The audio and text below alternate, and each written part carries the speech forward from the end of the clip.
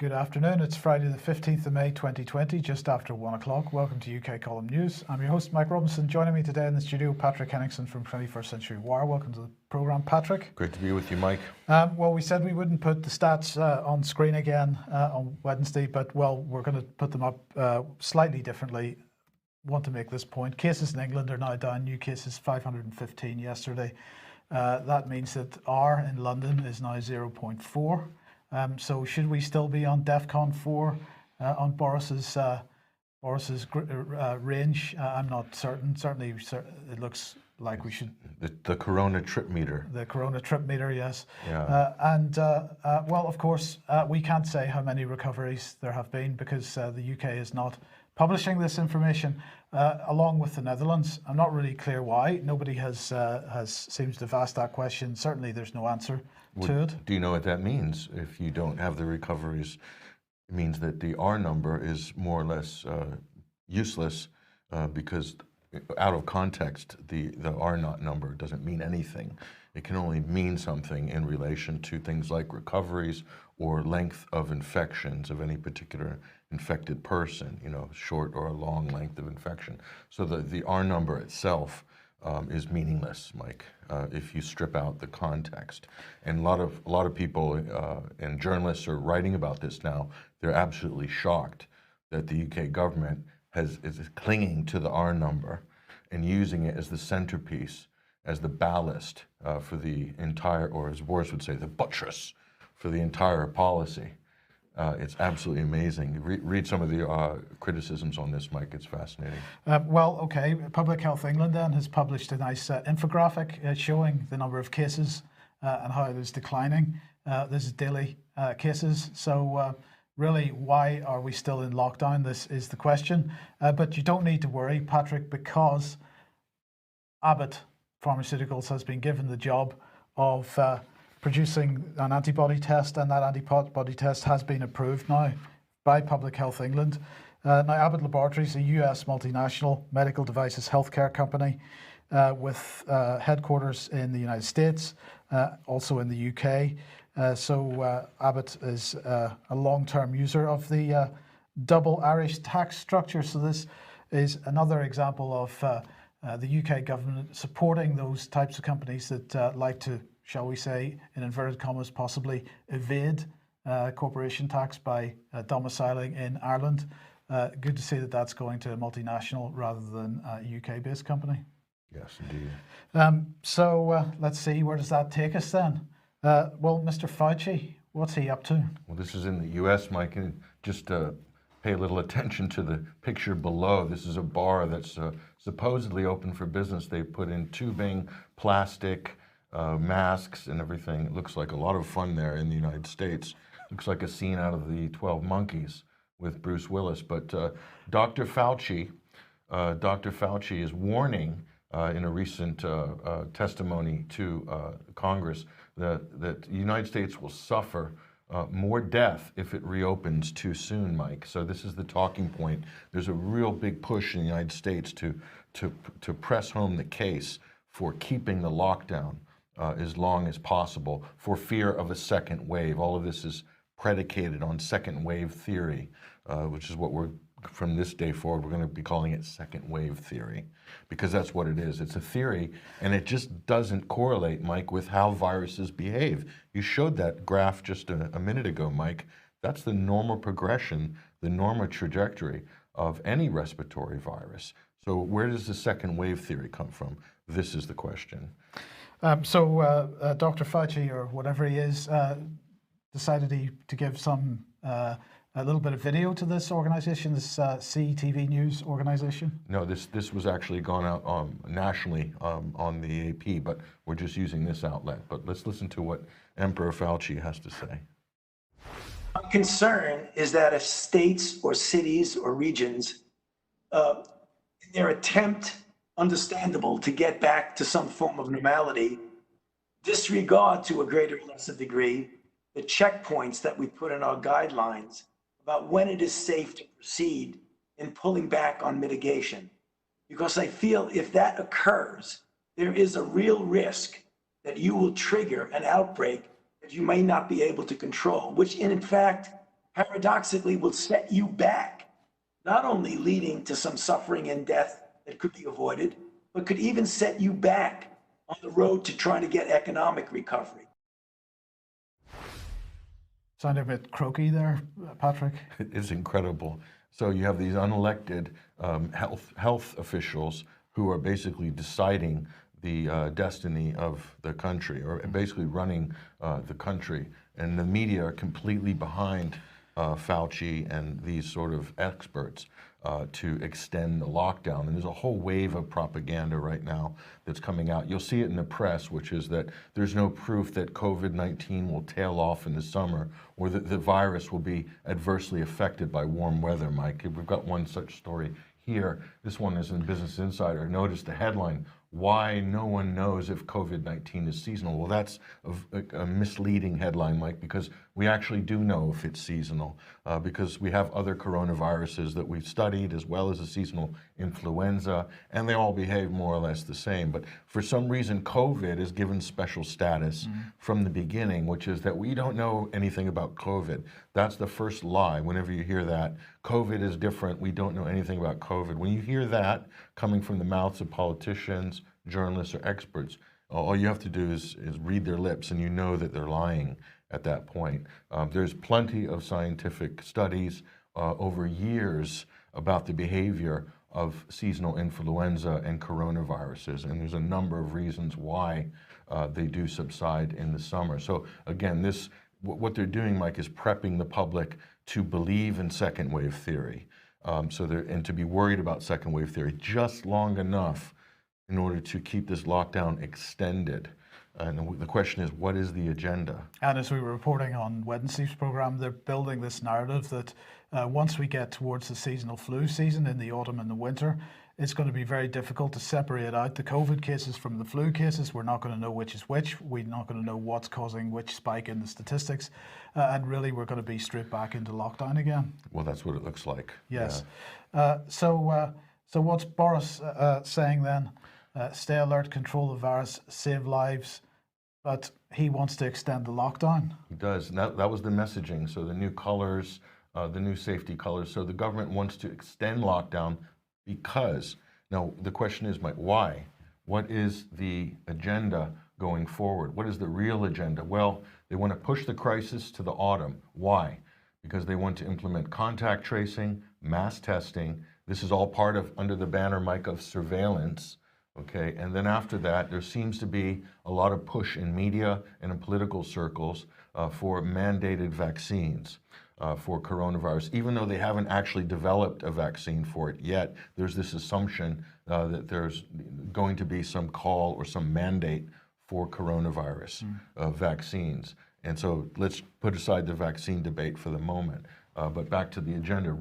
And here's the important part, and I think you've covered this, and you might have some comment on this, but restructuring government, repurposing government, but also, more importantly, restructuring the economy, and really repurposing the economy as well to deal with the new normal, Mike. And the new normal is there are tens of millions of people on welfare now as a result of the government shutdown. And the media and political classes will want to blame this on the coronavirus, but it wasn't the coronavirus that shut down the economy. It was the government that shut down the economy. That's the most important point. How can I say that? Because not every country opted to do a shutdown or a lockdown.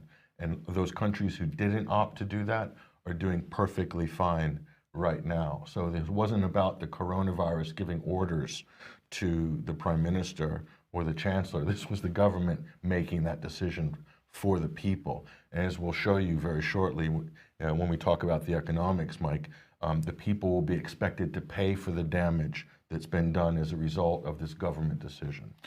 Yes. Okay. Well, let's move on to the restructure of the economy and who is actually pushing forward with this.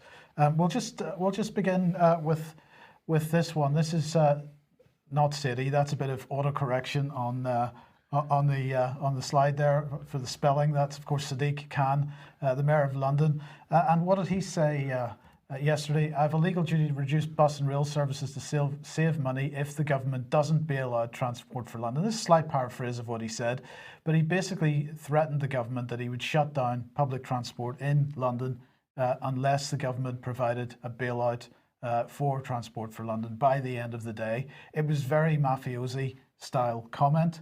And well, the government did exactly that.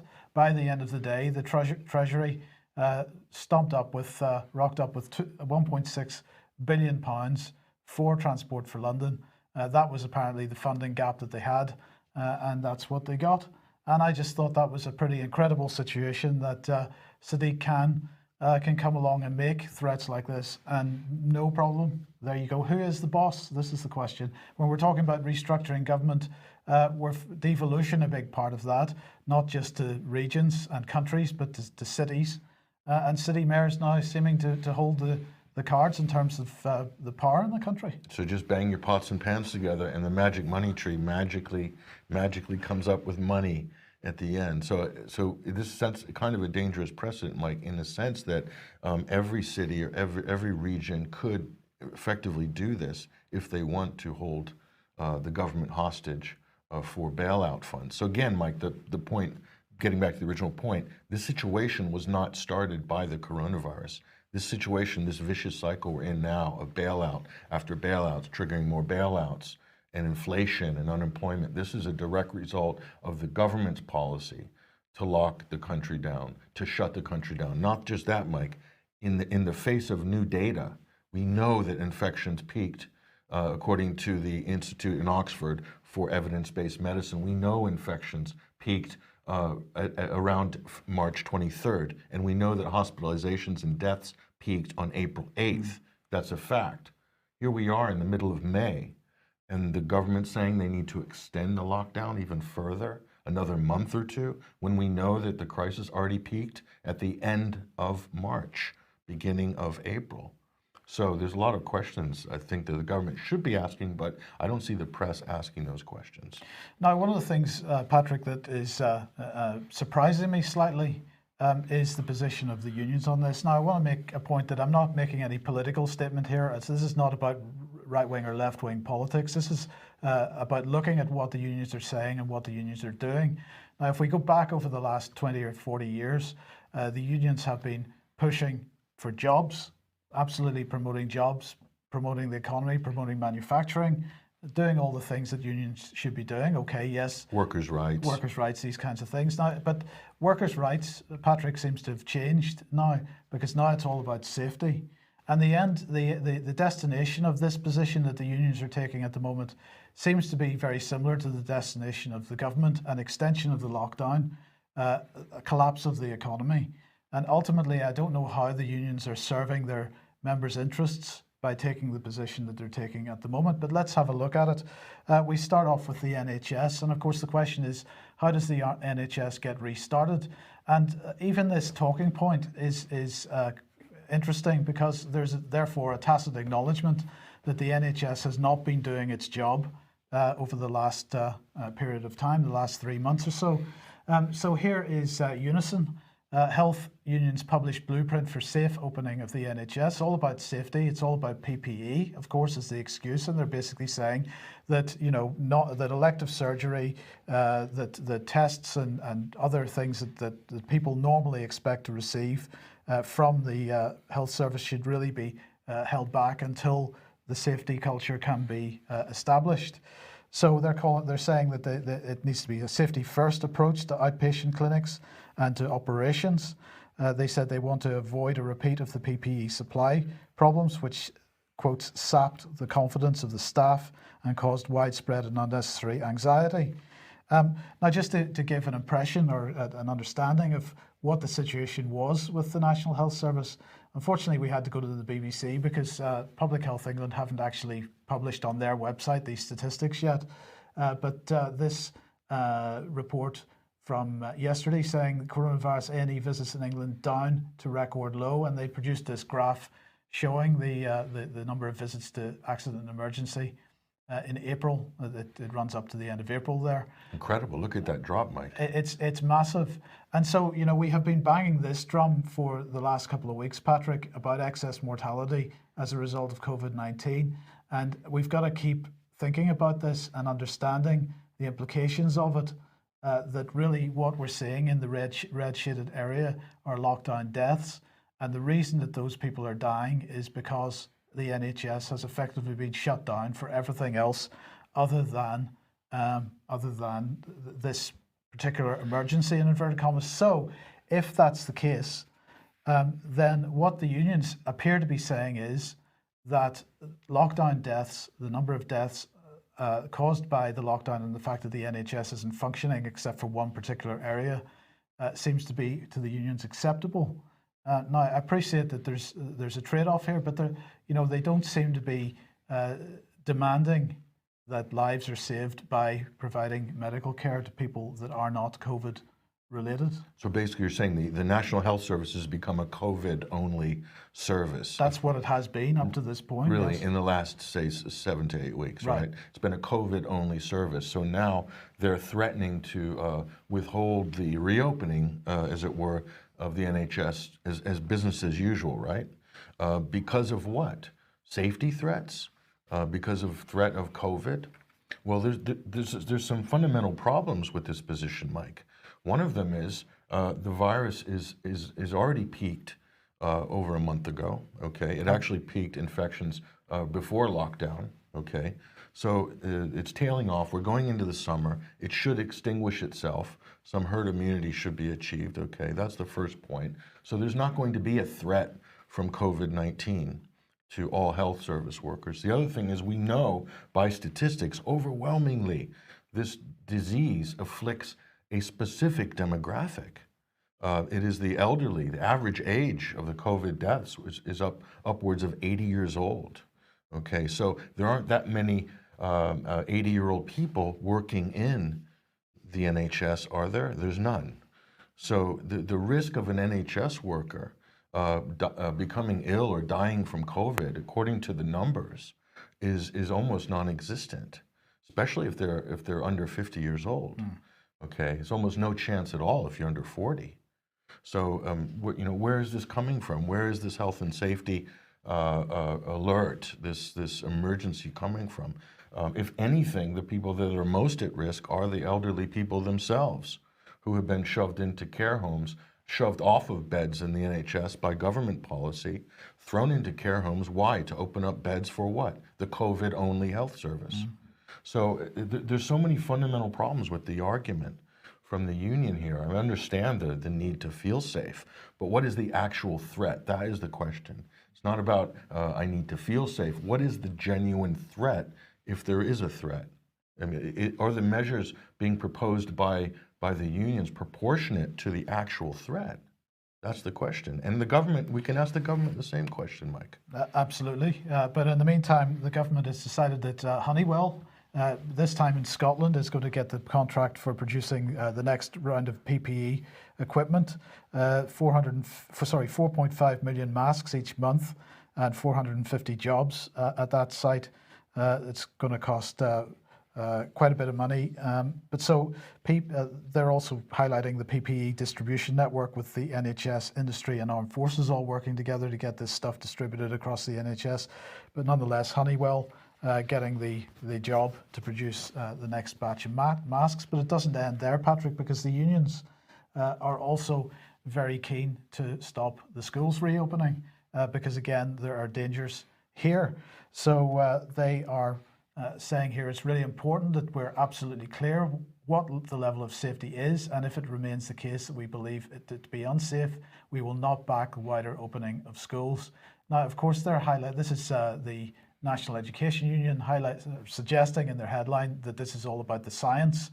I'm not seeing any evidence whatsoever that there's any science being implemented here or thought about.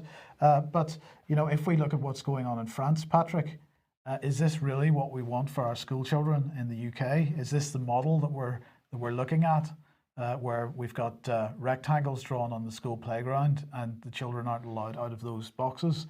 I mean, this is I'm sorry to say it again, but this is going to have a massive psychological effect on these children. And if that's rolled out in the UK, it's pretty sad.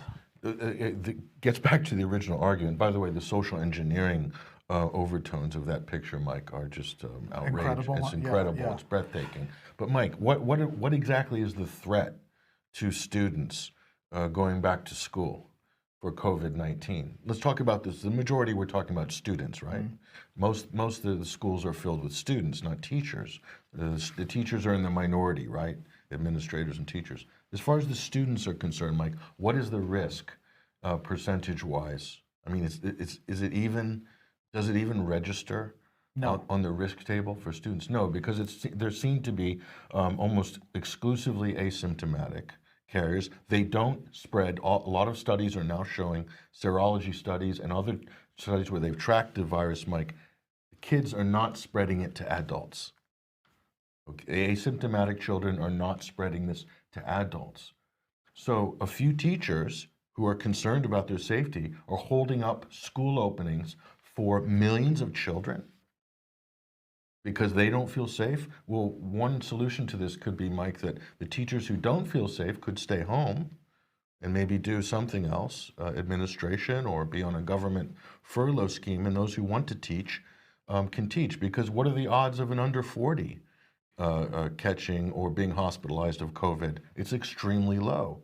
In fact, the odds of you catching the flu at a younger age and being hospitalized are higher than if you catch COVID. That's according to the statistics. The argument, I think, from some people is that if the teacher gets it in the school or the child is asymptomatic but is a carrier, that they could bring it back to their grandparents or whatever. That seems to be the argument that's being made.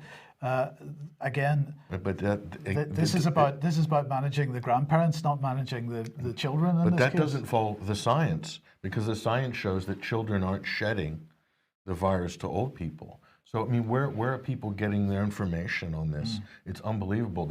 We're missing that joined up thinking that we hear about so much in government, Mike. Where's the joined up thinking? We're waiting for it.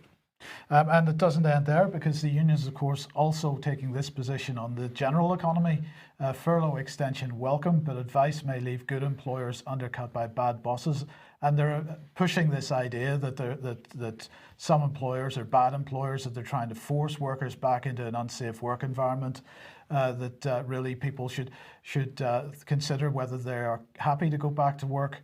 And of course, the fact that the furlough scheme, this is the scheme where the government provides salaries to encourage employers to keep people on their employment rolls, that has been extended to the end of October.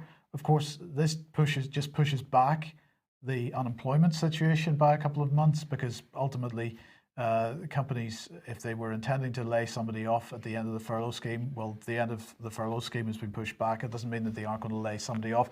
And in fact, everything that everybody's saying to us is that because the furlough scheme has been pushed back another 3 months, well, of course, that helps them with the fixed cost of salaries, but it doesn't help them with rent and other fixed costs that they have. And they're not making profits during that time. Exactly. So they are probably this is going to exacerbate the cash flow problem for many small and medium-sized businesses. So, but again, the unions here pushing this idea that it's unsafe to go back to work. Again, where's the science behind that? And really, are they supporting their members in terms of their incomes and their jobs in the medium to long term? Well, no, I don't think they are. What they seem to be doing is following the same policy objective that government is. It is. I think the unions, a lot of people in the unions might be short-sighted on this issue, Mike, because I think what's happened is there is a faction on the left, or say more on the kind of extreme left, the radical left, that's taking advantage of this crisis, and I might add, in a very cynical way, in order to increase leverage or increase power. And we're talking on the more extreme end of the left wing there, and that includes the radical socialists and the communists as well. They've also reared their heads, and all of this motley coalition that supposedly for the worker is really effectively keeping the worker from earning a living, Mike.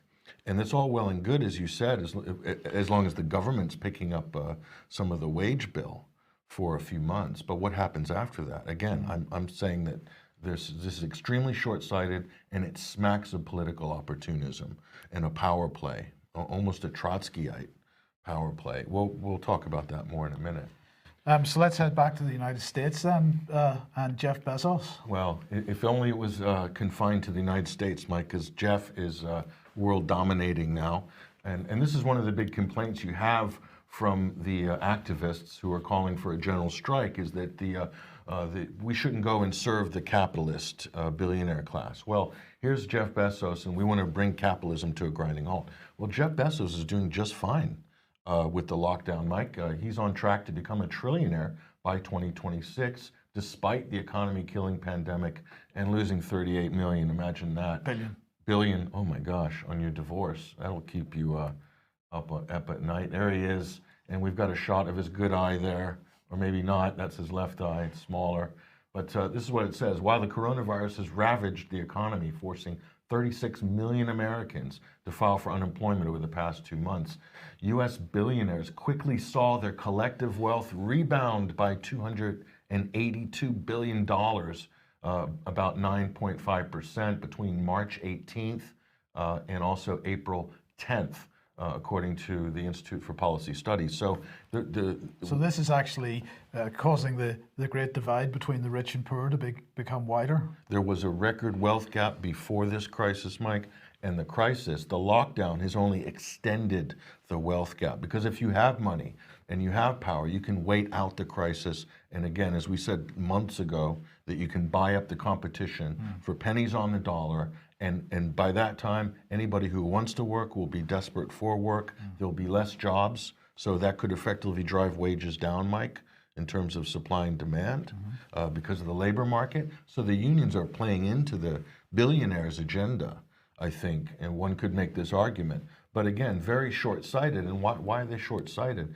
Because they don't see the big picture. And here is the big picture. And we've warned about this and spoken about it many times. But when you talk to some of the more traditional left-wingers, they don't seem to be very au fait or even aware of this trend. We're talking about the fourth industrial revolution. And here we have the World Economic Forum in Davos. And here's the headline: how the fourth industrial revolution can help us beat COVID-19. They're talking about remote working. They're talking about robotics, AI, big data, driving the agenda. Here we go, from big data to AI, the tool of the fourth industrial revolution.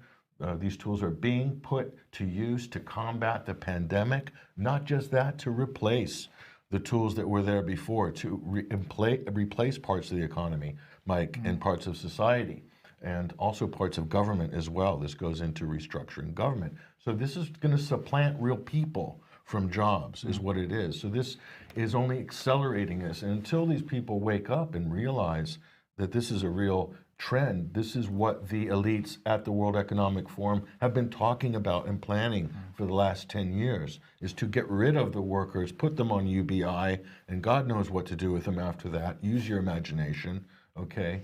But so they're totally disinterested in these trends. So one has to ask the question, are they disinterested because they're ignorant, or are they disinterested because they really want to go in that direction? And they're only wanting to hasten this kind of UBI utopia, this Logan's Run type world that seems to be being advocated by the likes of the great and the good at Davos. But let's just break it down and kind of explain it here. This is where we are right now. That's the third industrial revolution. We're talking about electronics, IT systems, and automation. And we're making the transition, Mike, to the fourth industrial revolution. And that's on target for 2030. And if you read the UN's 2030 Sustainable Development Goals, they're very much harmonized with this idea of a transition to a fourth industrial revolution. That means a lot more people, Mike, are going to be not working. Okay, what will they be doing? What will they be required to do by government that's been repurposed, by society that's been repurposed? That's the question. What will they be required to do? Volunteer, fight wars? Who knows? Picking up litter on the side of the highway? I don't know. But this is the problem here. And if you just let's turn this into a timeline. We have the first industrial revolution there, 1784, Mike, the steam engine, the steam revolution, and then we move to 1870. That's the division of labor and manufacturing. That's industrial 2.0. Then we have industrial 3.0, which we showed you, the beginnings of IT, electronics, automation. And then, of course, here we are today, moving into the fourth industrial revolution. And from a political, ideological point of view, this is where kind of Marxist thinking is stuck. It's really stuck in 1920. And the problem is, we're here. We're in 2021 now. So they're really 100 years behind in their sort of political calculus. And the problem is, Mike, is academia is loaded with kind of orthodox Marxist left-wing academics who've been bestowing this upon their students for decades, okay, but really kind of training them to relive 1920 again. And meanwhile, the great and the good, the billionaire class that they so admonish at every given opportunity, and rightfully so in some cases, they're already moving way past the 20th century now. So you're either going to get up to date with what's going on and realize what elites are planning, what they have planned for you, otherwise you're going to get basically left in the dust of history. And this is what we're seeing now, and the call for a general strike, I think, is the death pangs of a 20th century ignorant political class that just is desperate to drag people backwards. And in fact, they've become the reactionaries in that sense. They've become the reactionaries, and they're acting like reactionaries. So that might be a controversial statement for some people, but it sure looks like it. Well, people need to think this through, and if you, as usual, if you don't agree with us, let us know, and we'll address it. But anyway, back in April, this was April the 14th, the Office for Budget Responsibility produced their forecast for what was going to happen to the economy as a result of COVID-19, and as we can see on the right-hand side, we called what they'd done at the end of their graph there the dead cat bounce, because as you can see, it's never been seen in the history of economics. So this was their proposal. This is what they actually said. They said that real GDP falls of 35% in the second quarter. Public sector net borrowing increases by 218 billion in 2020 to 21. Sharp rise in borrowing this year, largely reflecting the impact of economic disruption on receipts. And that public sector net debt rises sharply in 2020 to 21 thanks to lower GDP, higher borrowing, and the accounting consequences of the Bank of England's policy measures. Well, they have updated this advice yesterday. So let's just look and see what they're saying now. Basically, updated yesterday, real GDP is going to fall, they say, in quarter two by 35% in one quarter. But they say, don't worry, it's going to come back by 27% in quarter three. Does that not leave us with a net loss, Mike? It does. It leaves us with a net loss for 2020 of minus 12.8%, right? So, but enjoy the bounce in Q3. Absolutely. So they say. Well, absolutely. Now, the question is, where does that leave jobs? Well, they're saying that there's going to be 10% unemployment rate in quarter two, that will come back to 8.5% in quarter three, which will leave an average in 2020 of 7.3%. Now, anybody that remembers the recession of the early 80s or so knows how hard that is when you're talking about 3, 4, 5 million people unemployed. They stay unemployed for a very long time. So the Office for Budget Responsibility can claim, if they like, that the rebound in quarter three is going to be 27%. But in terms of impact on people's lives, that is going to have very, very little impact on anybody who has found themselves in that unemployment category, because it'll take a very long time before those jobs come back. And in fact, you've just made the point about the fourth industrial revolution, perhaps those jobs aren't ever coming back. And the COVID sort of hypochondria society, Mike, with social distancing, that's going to guarantee that a lot of jobs are not coming back. I think that's right. Especially in the service sector and in the sort of restaurant sector, the cafe, the catering sector. They're going to be completely wiped out. Half the industry is going to be wiped out. Yes. So let's look then at their estimates of what is going to happen with public sector net borrowing.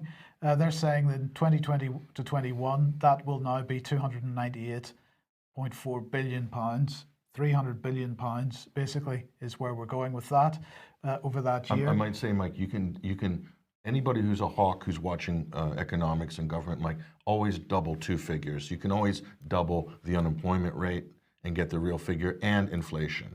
Those are two things you can double. And when they say they're going to borrow 300 billion, Mike, you can double that as well. I think that's a fair statement. So I will put my score down right now. Everything you see there, Mike, in terms of figures, double it afterwards, and we can see. Indeed. So where does that leave public sector net debt? Well, they're saying that in 2020 to 21, it'll be 95.8 billion. 95.8% of GDP, which is, a huge figure. Now, you've already made the point about what's going on in the United States, Patrick, but let's just put it up again.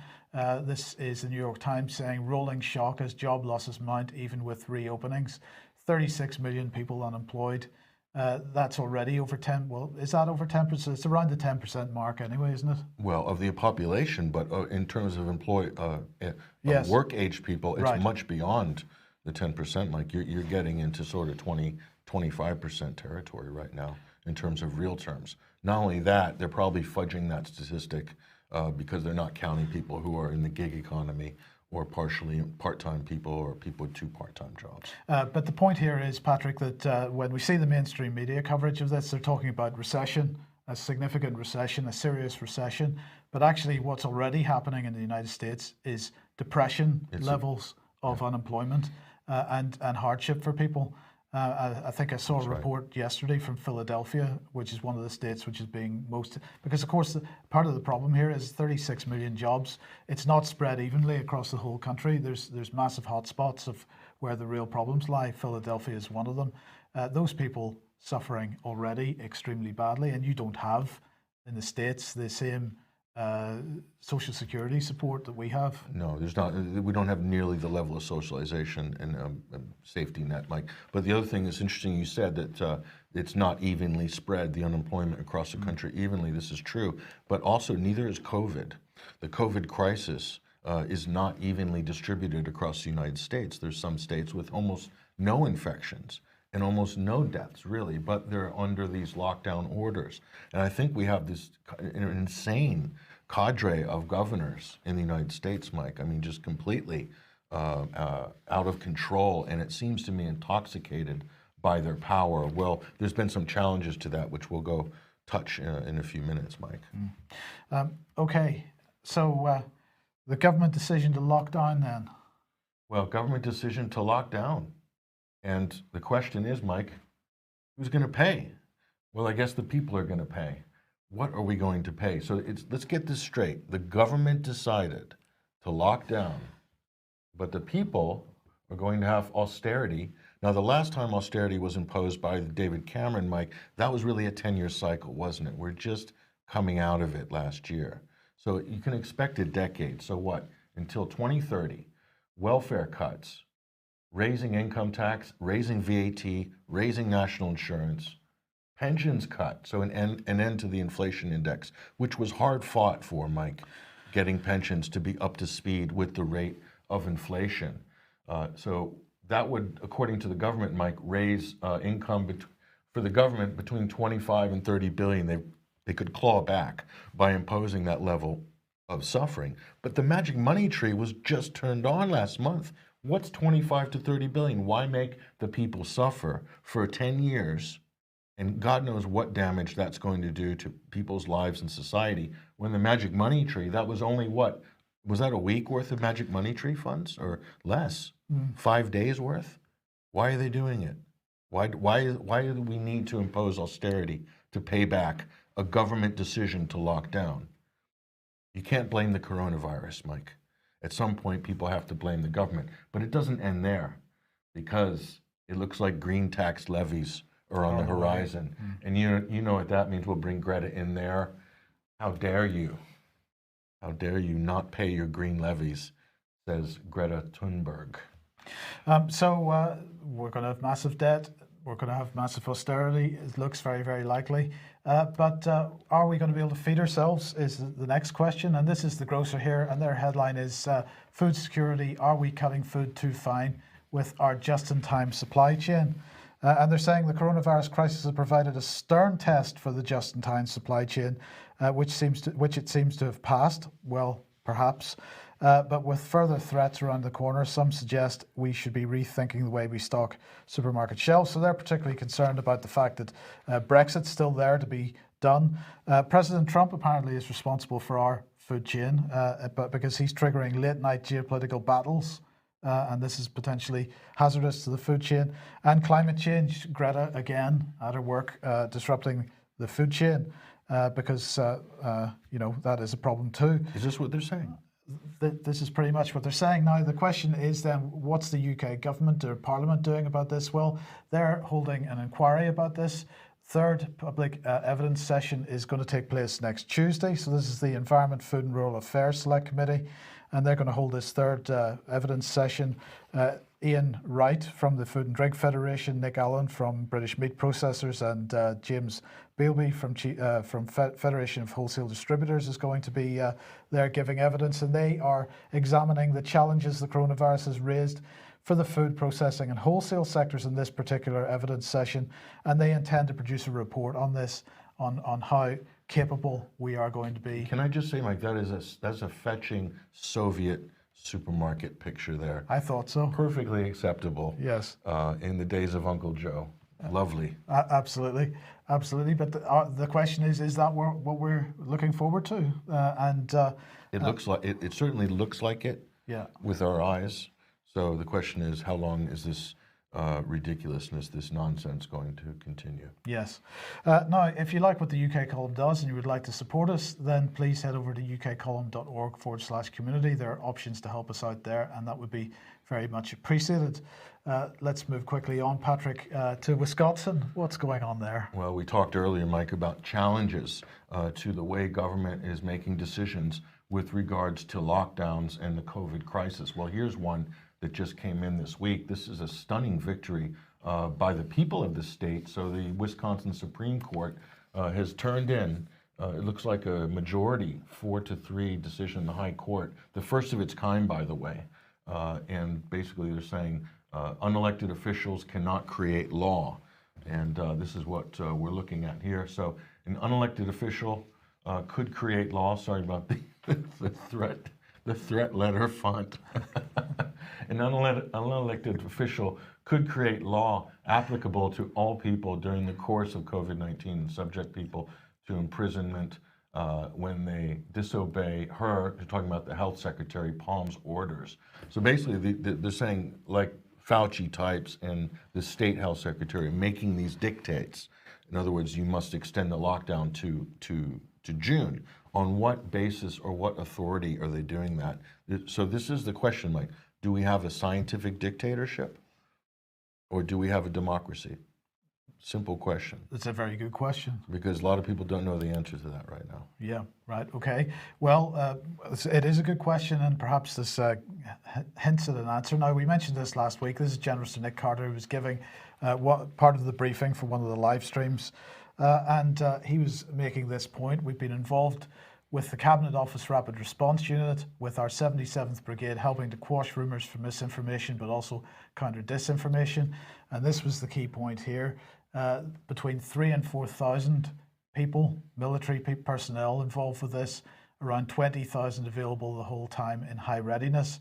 Now, this has received a huge amount of criticism from within the military. It sounds, Patrick, to us, from people that that have been talking to us, that there is a lot of unhappiness that this amount of military effort is going into this kind of work, because they're effectively spying on the British people and trolling the British people and helping to drive the government's narrative with respect to the lockdown and the coronavirus response. So The information we have is that senior staff within the British military extremely unhappy with Nick Carter and his position on this and the way that the direction of travel of the British military. But it doesn't end there. Others also pretty unhappy with the current situation. This is Peter Bone.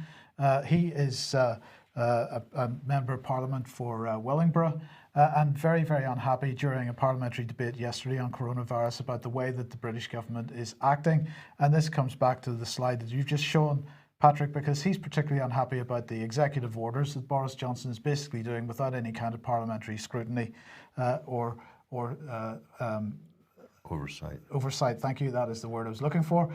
And he made this point on page 23. This is of the Ministerial Code. On page 23, under section Ministers in Parliament, it says in bold type, when Parliament is in session, the most important announcements of government policy should be made in the first instance in Parliament.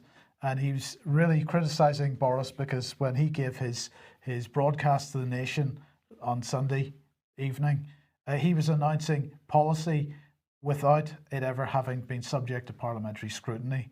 And this is really unacceptable for Parliament. Poll voting over Parliament, basically, by going straight. Yes, so he said that clearly the Prime Minister's television address breached the Ministerial Code. He's effectively saying it's unlawful, therefore. He went on, the television presentation was plain wrong.